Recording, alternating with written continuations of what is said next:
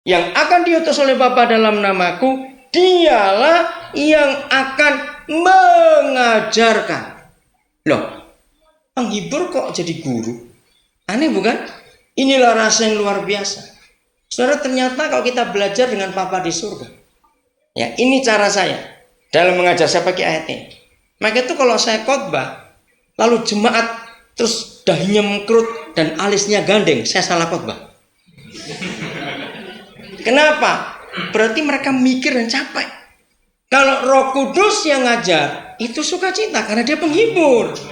Amin. Secara logika, kalau kita belajar malam ini pelajaran berat. Tapi kenapa saudara bisa enak menerimanya? Karena Roh Kudus yang mengajarkan ini kepada kita. Nah, ibu bapak dengan anak-anak di rumah, kalau ngajar anak, jadilah penghibur, jangan jadi Hitler. Belajar, mau bodoh meminta, malah bodoh tuh anak, harus bentak-bentak. Ayo, yang begitu bertobat mama papa kayak begitu. Kalau saya jadi anak, saya akan bilang, mama belajar sendiri sudah. Yang sekolah, saya di rumah. Ngerti cara ini? Roh Kudus tuh kalau ngajar kita jadi penghibur, enak sekali. Luar biasa cara dia menghibur. Dengan mengajar itu. Nah, ini yang diajarkan. Dialah yang akan mengajarkan kepada kita berapa hal? Segala sesuatu. Lagi sekali saudara kita ketemu hal ini. Segala sesuatu. Saya tanya dikit-dikit aja. Berarti Roh Kudus ngerti matematika nggak? Ngerti. Dia ngerti biologi? Ngerti. Wah, semua lah. Sudah, nggak usah diurut lagi. Capek nanti. Nah, inilah Roh Kudus. Lalu kekristenan kita yang selama ini. Dulu waktu nenek saya masih hidup, saya tuh pernah tanya dia. Saya mau dia, Mak ini kapan sih jadi Kristen? Lupa, pokoknya Jepang belum masuk. Nggak masuk. Itu cara orang tua dulu nginget sesuatu karena nggak inget tanggal, nggak inget tahun, cuma inget peristiwa. Ya, misalnya ada orang di Makassar, ditanya kapan kamu jadi Kristen? Pokoknya setahu saya Sungai Sadang belum ada. Wih, hebat betul. Nanti sudah lama sekali Kristennya itu. Sungai Sadang belum ada katanya. Oke, nah pertanyaannya. Bukan berapa lamanya kita jadi Kristen. Pertanyaannya, seberapa jauh Roh Kudus menuntun kita untuk menyelidiki hal-hal yang tersembunyi dalam diri Bapa kita. Karena dengan Roh Kudus memimpin kita untuk mengerti segala sesuatu. Maka kita kembali ke Amsal 25 tadi. Maka saudara dan saya akan terima kemuliaan itu. Amin. Amin. Ini rahasia luar biasa. Kenapa dalam kitab peratapan, kitab yang paling jelek namanya meratap, tapi di dalamnya ada janji yang hebat. Pasal 3 kita sering nyanyi, selalu baru. Kapan? Setiap pagi. Salah, bukan setiap hari. Setiap pagi, beda loh pagi dengan hari itu saudara. Setiap pagi selalu baru rahmatmu, kasih setiamu hebat. Di dalam penderitaan.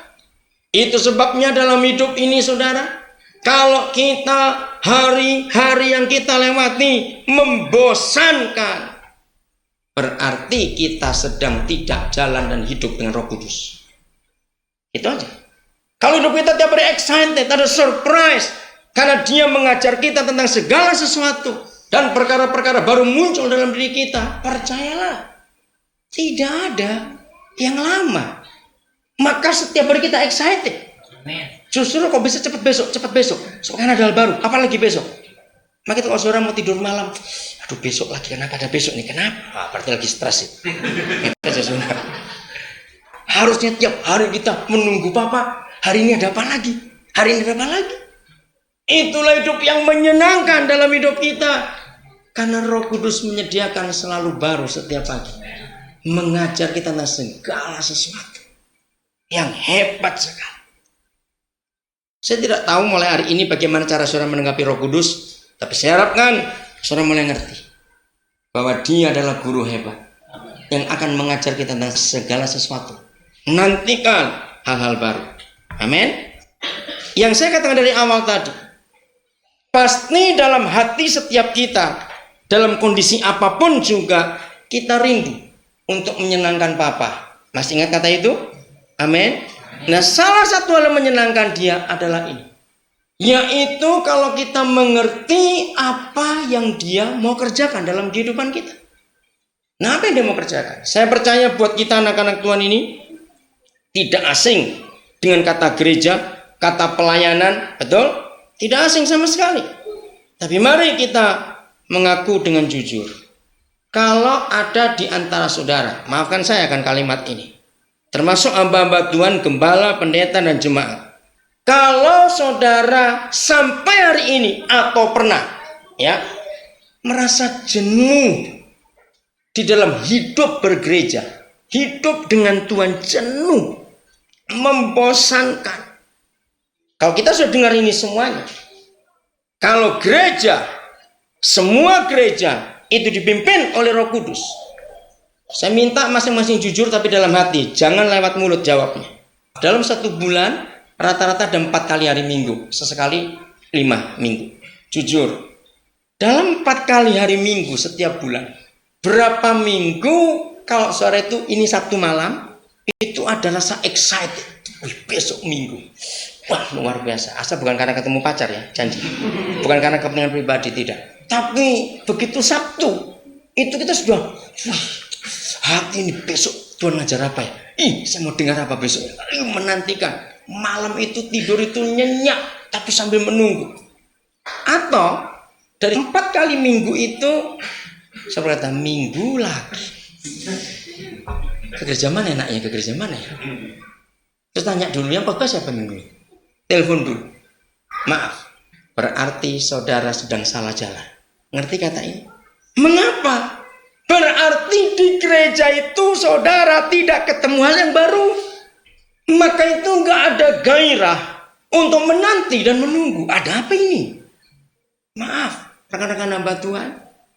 Seharusnya kita tidak perlu kehabisan bahan khotbah dan mengulangi khotbah-khotbah yang sama saja. Nggak perlu. Kenapa? Karena Roh Kudus akan mengajar kita tentang segala sesuatu. Amin. Pasti ada yang baru. Maka itu kalau kita mengalami kelelahan, mengalami kejenuhan, mengalami kebosanan, langsung hukum diri sendiri.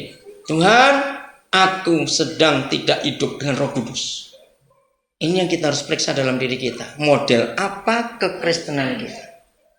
Nah, saya akan mengakhiri dengan inilah pelayanan yang tidak pernah membosankan. Yohanes 14 ayat yang ke-8. Kata Filipus kepadanya, Yesus Tuhan, tunjukkanlah siapa Bapa itu kepada kami.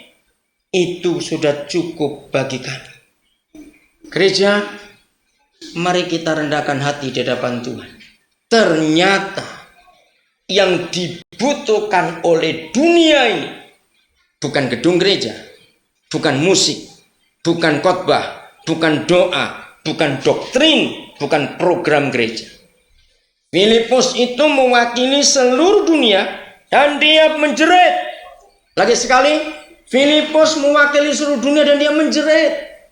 Jeritan ini harus kita tanggapi. Kalau bisa bahasa Mandarin, nanti pulang bahasa Mandarin. Yang bahasa Inggris, katain dalam bahasa Indonesia kurang kuat. Kata cukup. Dari berapa bahasa yang saya teliti, saudara, ada kata gini. Maka itu sudah lengkap, komplit, kenyang, puas, sempurna. Kata cukup itu artinya begitu banyak. Nah, kalau kita lihat ayat ini gereja, maka pelayanan yang sesungguhnya pada akhir zaman yang dinantikan oleh seluruh dunia adalah gereja harus mampu menunjukkan Bapa yang satu itu kepada dunia. Katakan amin. Apabila gereja tidak mampu menunjukkan Bapa yang satu itu, maka dunia gak akan pernah berkata cukup, lengkap, komplit, pulih, kenyang, puas, utuh, sempurna. Kenapa ada narkoba? Kenapa ada macam-macam kejahatan? Mengapa? Jawabannya cuma satu. Karena orang itu tidak merasa cukup dalam hidup. Betul? Kalau semua kita merasa cukup, lengkap, kenyang, puas, utuh, komplit, sempurna, maka nggak akan ada kejahatan yang bisa ditawarkan oleh manusia di dunia ini. Karena semua orang berkata cukup.